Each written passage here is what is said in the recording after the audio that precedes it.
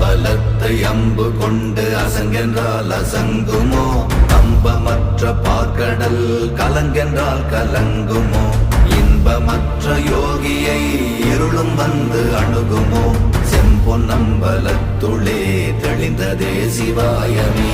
ஓம் நமச்சிவாய ஓம் ஓம் நமச்சிவாய ஓம் நமச்சிவாய ஓம் ஓம் நமச்சிவாய ஓம் நமச்சிவாய ஓம் ஓம் நமச்சிவாய ஓம் நமச்சிவாய ஓம் ஓம் நமச்சிவாய.